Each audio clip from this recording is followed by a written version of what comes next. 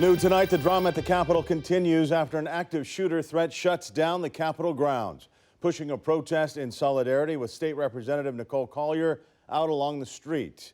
When this threat came in, she was still on the House floor where she's been since Monday, fighting against strict measures from House Speaker Dustin Burrows for Democrats who broke quorum. While others evacuated, Collier and other lawmakers who've joined her in solidarity did not have to leave. CBS Austin Farrah Walton continues our live team coverage tonight in the studio with an update on this growing political fallout. Farrah?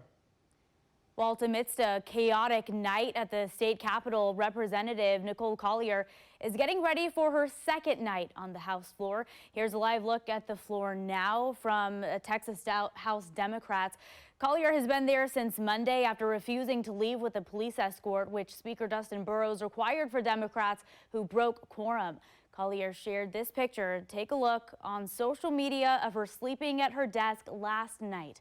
Now, about an hour ago, State Representative Cassandra Garcia Hernandez posted on X about Representative Collier, saying in part, "This woman doesn't rest. She's been on TV, podcasts, live streams, FaceTimes, phone calls, making sure Texans and people across our nation know that we won't be intimidated and we won't be deterred," unquote. In a sign of solidarity this afternoon, several Texas House Democrats ripped up their permission slip and announced they'd be spending the night with Collier on the House floor. Collier had this to say today about her fight earlier. Comfortable. I feel like this is wrong, that they are exercising this type of control over another person just to get what they want. It's un-American. It's not right.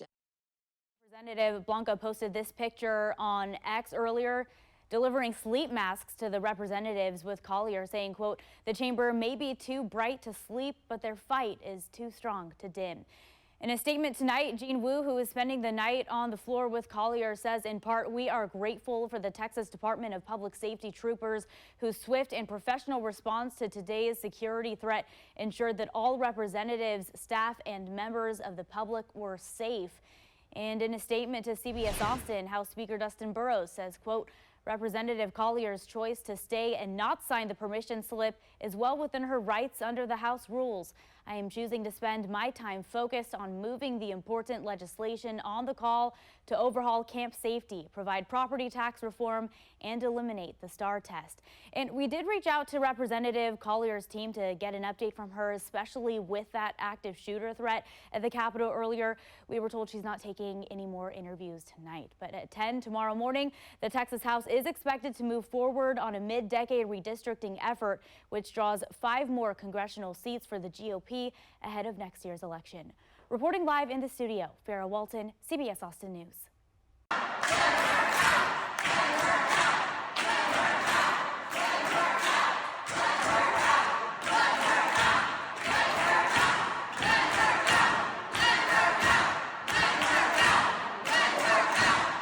Representative, thank you so much for your time. Thank you for having me. Now, you've spent the night on the House floor. Walk us through what those hours have been looking like and why you feel you couldn't agree to the Speaker's rules. Sure. Since the session adjourned yesterday, a little bit after 12, I have been on this House floor because I refuse to sign a piece of paper that it's humiliating and it's also offensive. So I've been sitting here, and my colleague, the chairman of the House Democratic Caucus, Jean Wu, has joined me, and Vincent Perez, another colleague of mine from El Paso, joined me. And, you know, I've been here on the floor. I haven't moved since then because I believe that what is going on is just wrong. It's completely wrong, and we've got to stop treating people like they are less than. I mean, we need to see Texas trust the voters to elect the candidate of their choice. We don't need them to choose who their voters are. It's been a contentious time in our Texas Capitol, and at the center of this debate is this redistricting battle that we've seen play out in the first special session, now the second one. But now that quorum has been met, we are seeing the continuation of redistricting hearings, and this battle is now playing out across the country. What message are you sending out to voters, lawmakers, along with your Texas House Democrats right now? I'm saying to stand strong, stand up against those bullies who try to push you around. You don't have to take it. You have the right to peacefully protest under the law. We have to be able to exercise our First Amendment right. We saw this chamber decide that rigging our maps was more important than providing flood relief. And so when you see government taking action that you oppose, you have a right to object. And that's what I'm doing. I am challenging government's decisions that don't put our people first. Mm-hmm. And Representative, you say that you're going to be on the House floor until Wednesday, and Republicans say these DPS escorts are about making sure Democrats like yourself can't break quorum again, but you've called this intimidation. Can you kind of talk about that a little bit? Do you see this as bigger than just redistricting? It is bigger than redistricting, but let's remember, DPS is doing what they have been instructed to do.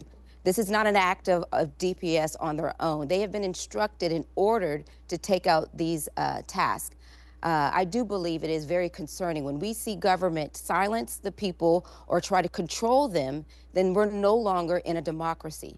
That is why we have to stand up against it and fight back, push back, and resist.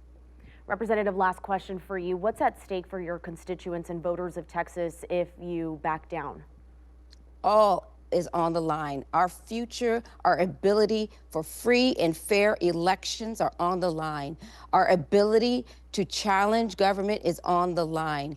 And so if my grandchildren, all of our futures are on the line. And so if we don't stop, if we don't rise up and object, we will continue to see the erosion of the simple freedoms that we enjoy today. Representative Collier, thank you so much for your time this morning. And this is a story that's still developing by the hour. We'll continue watching from the Capitol as this standoff continues. At the live desk, I'm Abigail Velez.